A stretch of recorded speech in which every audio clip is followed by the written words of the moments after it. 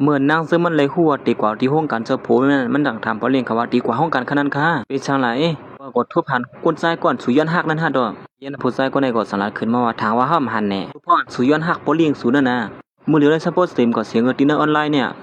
มือย่ำหนังนั้นมันนั่งก่อสังไรซกพงมันขึ้นมาเสียสังไรหันเหมือนมันนั่งย้อนหักใส่เสื้อมันเมื่อไรปีป่นมานั่นมันเป็นพอเลี้ยงเขาก็สังไรที่มันนั่งว่าอย่าไปไม่ใส่เขากว่าที่นั่นปัวมีเฮาอยู่ไหนเขาก็เตรียมฮัดว่าอีสังสูนังก็อยู่ว่าก็ลองอย่างเฮก็คือหนึ่งก็ย้อนหักพอเลี้ยงเลยถูกย่านหรือบอกอันนี้มันน่าดีไอเชก็คือมันแจ่มหูที่เตมันนั่งซึ่งเขาซัพพอร์ตเตนะเฮิรนกันเยอะเนาะเพราะว่าได้ลองในมันถึงมีคนต่างสาเหตุที่เหนือสูเกนั่นย่านหลังนั้นก้อยหนังเก่าผู้ยิงก่อนเป็นปีหน้ามันนั่นก็สังในฮอดมาถึงที่ในบัดพดมันดาพระบวชมันหลีงามๆเหี่ยวของลัดถึงซึ้งก็มาคำเหลียวอย่างน่ะผู้ยิงก่อนในก็อำหัวผู้ชายก่อนในเป็นคนบางมีได้สังนั้นว่าถึงว่าสุในกึ่งเลียบกันเนาะมาเก้ากันเต้แน่เดี๋ยวก็สังในที่นั่งซึมมันนั่นว่าได้ป้อมหมดด้วยกวนสีแล้วเนาะกวนใจวันนอกของเส้นไหนก็ตึกมาซ้อมเกี่ยวอยู่ในการในก็เปลี่ยนตกเสือลงกับปนที่เขาสมบัติเป็นกวนวันนอกอีกผู้ยิงก็ในหัวนั่นมาดังนั้นมันก็สังนั้นว่าเขาติดโป้แค่พางสู่2โกสกวนวันนอกเขามาอยู่ซ้ำกวนวันนอกกวนวันนอกใครโ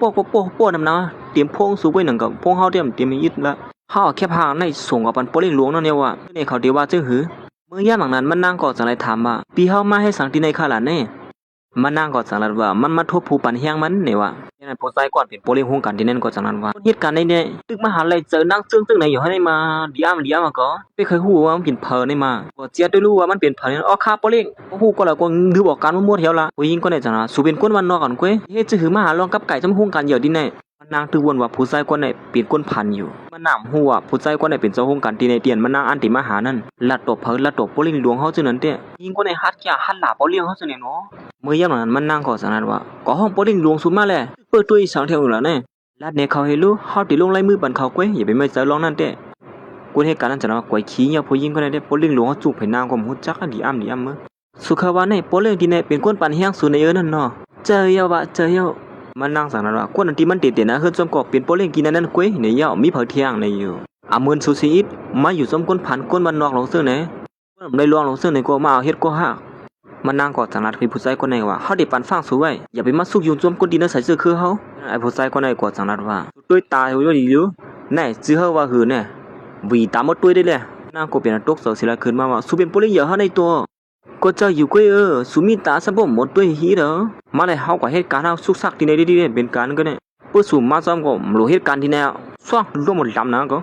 ยิงก็ได้เอากวางหมู่กวางมาให้นั่นเนี่ยฉะนั้นมันนั่งก็เป็นเจ็บเสือน้องยิงเด้ๆว่าทางผู้ใจก็เราก็มาได้เจอสู่สิ่งๆแล้วนี่มาเฮ็ดนั่นเสียจากในตัดมาที่ห้องกันใจเสือมันนั่นเมื่อยามนั้นเสียงโป่งมันใจก็จากในหลังขึ้นมาเสียเหมือนมันใจมาปืดด้วยโพมันก็หือดีว่าใจยาวหน่อยเนาะทางไรหันมีนางมาในผู้ใจคนนึงซุ่มๆกันอยู่นั่น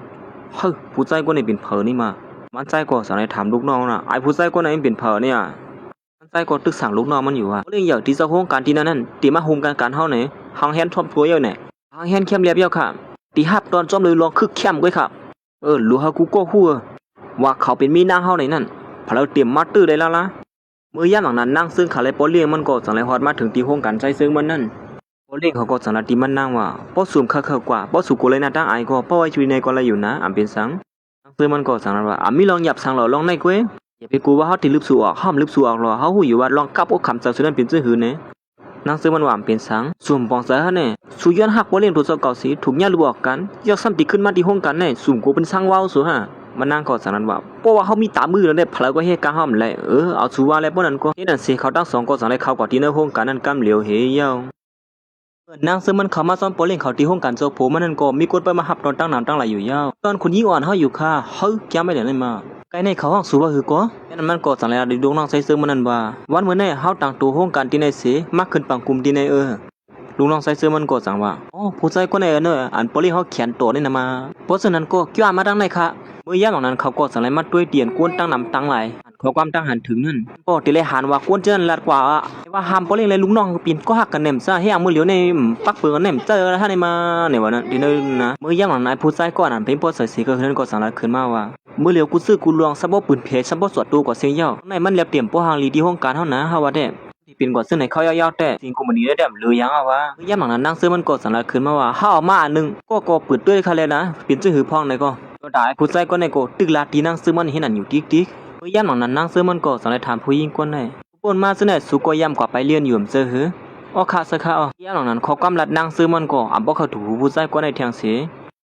อย่างนั้นเขาเสนอก่อสังไรหันถึงซ่อมเขากำลังนั่งซึ่งมานั่นเสียเป็นหือไว้ล่ะกำไหนคิงโดดจ้าคนในความจังไรความสั่งให้ตาหือขึ้นที่ไหนเหี้ยวนะน้องใส่เสื้อมันก็เปลี่ยนอันเปียงพวกเสือที่นั่งตูนั่งซึ่งมันไว้หนังเก่าย้อนพวกหมอกเกียร์ลีดล็อกไล่ปัญหาที่แม่ทบตั้งนานนั่นว่าเป็นด่าเข้ามาในเฮาที่เลยเกียร์ลีดจึงหืออันว่านั่นค่ะหลอนสุรัตมาในก็มีลองตามมันอยู่นั่นก็แน่ลุงก็ในก็จังนั้นว่าสุหัตมาสั่งปอเล็กลุงเลยจึงหือล่ะเนี่ยก็หน้าตาสุสีเข้ามาหาจำผู้ใจคนหนึ่งเยี่ยวคนหนึ่งที่ไหนดีๆก็ยังฮะปลุงหนวดจ้าอย่าไปลาลีลาจังไหนมือยามหลังนั้นนั่งซื้อมันก็สารขึ้นมาว่าปอเลี้ยงเยอะมากมันพันเยี่ยวสุดที่ที่จึงหือเที่ยงล่ะกำเนี่ยมันก็ย้อนปวดเถียงเป้เป็นเยี่ยวก็ลุกซ่องเยี่ยวนี่นั่นสิหน้าการนั่งซื้อมันขับขึงมานั่นก็เขาก็เอาแล้วเจ้าตื้อกว่ากำเหลียวอยู่เยี่ยวลอกไล่ลองตาในเด็กก็เลยว่าคือเข้มเต้นหังเขาเนี่ยพอยามนั้นเขาก็จังนั้นว่าหน้าการในเด็กเล็บตีเข้มเล็บเยี่ยวเขา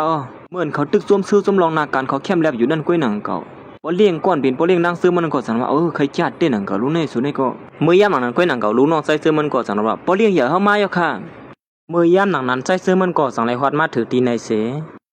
เยี่ยก็นั่งซื้อมันก็สังไรแยกด้วยสะพวนมันนะโหบดังปอเลี้ยงเขานั่นเยี่ยก็สังไรมาลาติปอเลี้ยงนั่งซื้อมันนั่นว่าล้อนคือเหลือตั้งเสียงตั้งหมดนั่นสูบกลุ่มกันตั้งก้นเหตุการณ์เฮาเลยนะเฮาที่ว่ามีนั่งเฮาก็กินข้าวหวานเยอะเนี่ยตั้งอีสังก็ถามเขานั่นแหละมันใส่ก็สังไรมันลากเอาแขนนั่งซื้อมันออกกว่าเฮียงไอ้ปอเลี้ยงนั่งซื้อมันก็สังนาทีลูกน้องใส่ซื้อมันว่าเลี้ยงสุนี่ชะบ่มทำก็เฮ็ดกะมาว่าก็กินข้าวมาเยอะในห้าในนั่นขี้ทีในแดมหรือว่าเหือมื้อเอาก็โยมีมันนั่นมาเฮ้นั่นเสเขาทั้งสองก็ผมมีก็สั่งให้มันนางสิตาบเขาวันเขาอยู่ย่องวันเมื่อไหร่เปลี่ยนชื่อหือพองไหนกินข้าวเสร็จก่อนแล้วเฮาค่อยอุบกันกำดื้อเนาะเมื่อย่ามหลังนั้นก็หนังเก่าพวกเขาก็สั่งให้กับสืบมาหามันไซมีลองสั่งขลาบ่เขาก็สั่งทำมันไซว่าเขาทานที่หนึ่ง Facebook ซัมบ่ติมว่าสิ่งนั้นมันเป็นชื่อหือเตี้ยๆล่ะมันเฮ็ดพวกมาตีเฮือนยามมื้อเหลียวเนี่ยนะนางซื้อมันจังว่าเฮาลืมไปอย่าเหินแน่เปิ้นในเป็นปอเขาก็ตังขึ้นมาเฮาสามารถญาติรู้เหลียวไอ้สุกซากหมดอำปันคนเฮ็ดกันเป็นก็ฮักกันนี่นั่นน่ะมันนางก็เป็นอันไม่เจ้าดันดาใจซึ่งมันพวกปอกมือเฮือนได้ยับปอกเขาค่อนแหมกวนอยู่ในมาสู่เป็นก็หักกันดังเฮาเนี่ยสุดได้คำใส่คำข้อไปอยู่เฮาว่ายับปืนว่าปืนนี้ปักปืนขึ้นมาเหยาตูเจ้าก็ซ้ำยารู้เหลียวปักปืนไปซึ่งไหนยามนั้นพอใจซึ่งมันก็สลายลัดที่นางซึ่งมันนั้นว่าลูกสาวในเหตุการณ์มันสู่บ่เป็นแต่นั้นเนาะเฮาเป็นเมียเขาลุงก็ได้จังนั้นว่าสุดได้ตั้งลูกสาวเนี่ยมันกึ่งตานกันซีดนะใครว่าซึ่งหือเด็ดๆค่ะล่ะเฮาว่าในเฮาสู่เพียรตั้งอันนั้นลูกชายเฮามื้อเหลียวเนี่ยนะลูกชายเฮาลูกคนเฮ็ดกันอำซะว่าเป็นมีนางมาอยู่หิมข้างซึ่งไหนซึ่งมันก็จังว่าสุดเด็ดดาเซนเซอร์เต้นเขาไรค่ะหรอเฮาเด้สุดทางอย่าตูสุน่ะป่นตีเยอะๆเฮามีลอกไล่ไหลเมียวเฮาสู่ไฮไลท์ตูก่อนที่นั่นจัดปันลูกชายเฮานั่นพอถึงเขายามนั้นมาลูกชายก็เตรียมตั้นในซอยเทียมสู่ไว้หล่อลองนั่นเต้